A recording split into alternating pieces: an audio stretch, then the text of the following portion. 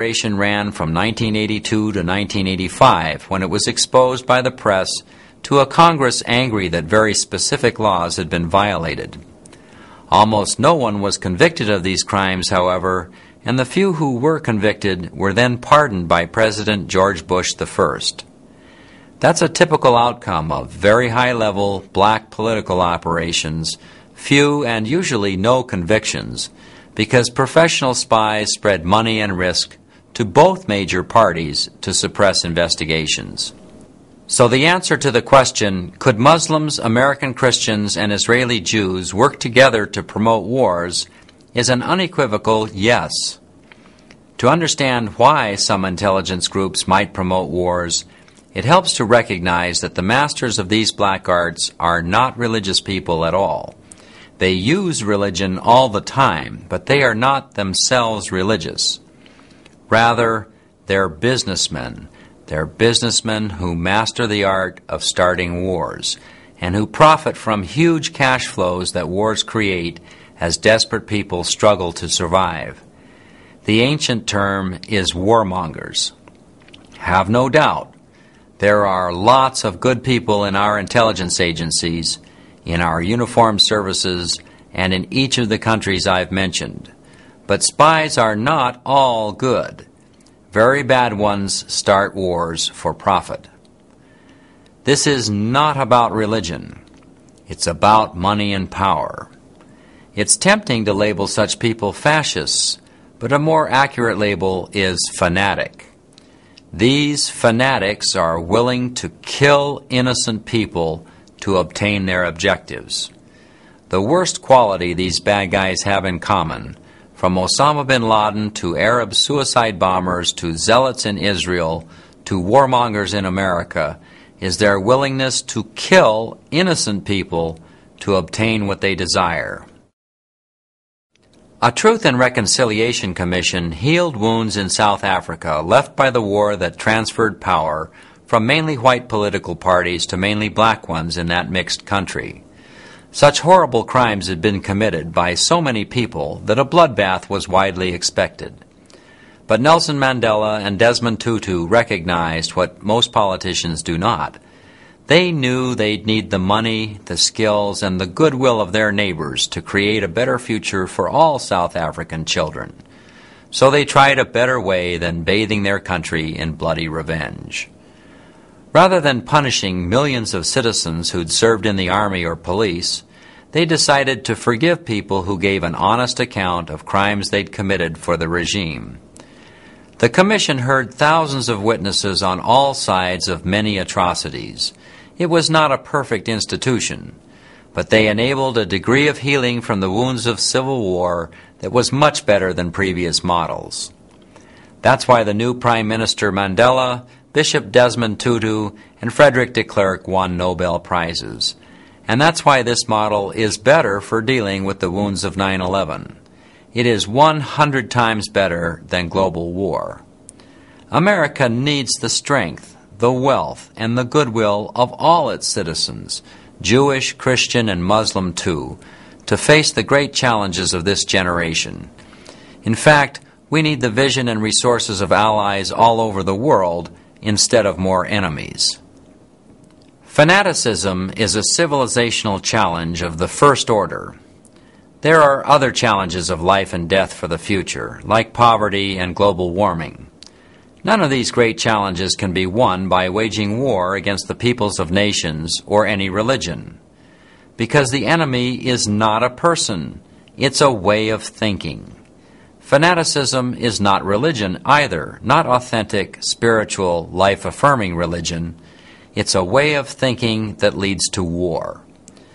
People who kill innocents to get what they want must be stopped, whether they say it's for religion, whether it's due to paranoid, exaggerated fears, or just for money.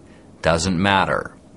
My enemy is a violent way of thinking that leads to wars, not a person, a nation, or religion. Truth and reconciliation are keys to your survival. So what can we conclude with confidence about 9/11 now? I've spent 1 year examining evidence and opinion on this subject. My conclusions follow, not endorsed by anyone else on earth. But many academics and many intelligence personnel have expressed similar concerns about the official story. None of these people has endorsed my personal conclusions, but all have expressed serious concerns of their own. First, a great deal of evidence has been withheld from the American public by powerful individuals and institutions. Therefore, much of what follows has to be hypotheses only.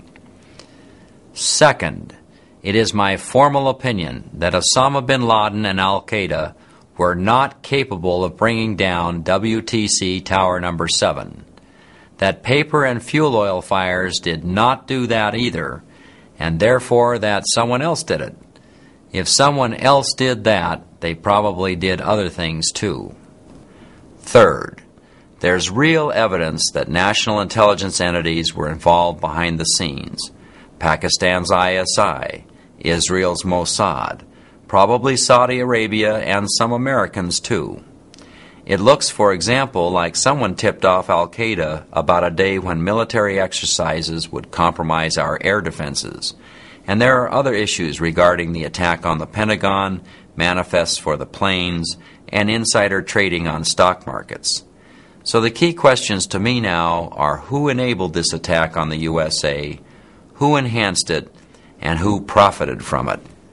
Fourth, whatever destroyed Towers 1 and 2 involved a top-down process quite different from the bottom-up process that destroyed Tower Number 7. Number 7 was probably cut by military-grade thermate rather than by explosions. There's a pancake theory and a zipper theory for the fall of Towers 1 and 2, and more exotic theories. But whatever pulverized the concrete in those towers and destroyed them from the top down involves some process I do not know.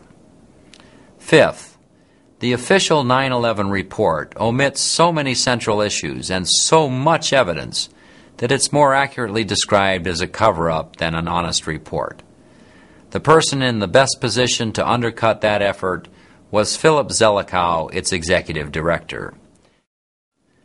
Sixth, an information war has been active ever since between people who seek the truth and highly resourced and professional entities that seek to manipulate the American public and the world. Al-Qaeda and many others also wage information war, so this is not a two-sided thing. Seventh, one strategic objective appears to be to promote global war with Islamic fundamentalism. Conspirators may include ultra-conservative elites in Pakistan, Israel, Saudi Arabia, and America, as well as Al-Qaeda. But they are not likely to include major elements of the uniformed services or official U.S. intelligence agencies because there are just too many patriots in each to keep such dark secrets from the publics they swear to serve. Covert operators this evil are usually employed by private organizations that do not frankly care about the U.S. Constitution. Eighth, individuals who should know key evidence include Dick Cheney, Vice President of the United States and former CEO of Halliburton, Donald Rumsfeld, former Secretary of Defense, and Larry Silverstein, owner of Silverstein Properties that built Tower Number 7, who collected $4.55 billion of insurance after trying for $7 billion, and who told PBS they had decided to pull it, whatever it was. Mr. Cheney and Mr. Rumsfeld are both worth over $100 million today thanks to weapons and oil companies. So 9/11 might best be seen as an operation by fanatics aided by a military-industrial complex, rather than as a plot by any specific agency like the CIA, Mossad, or others named by Mr. von Bülow. Since critical information has been withheld by people I consider prime suspects, I think they should be questioned under oath or charged with obstruction of justice, if not greater crimes like any other murder suspect would be. Ninth, a covert operation such as I describe would require scores of skilled personnel, but not thousands. Most would neither need nor expect to know the full dimensions of the operation because they'd be accustomed to need-to-know procedures and to working on high-risk projects for high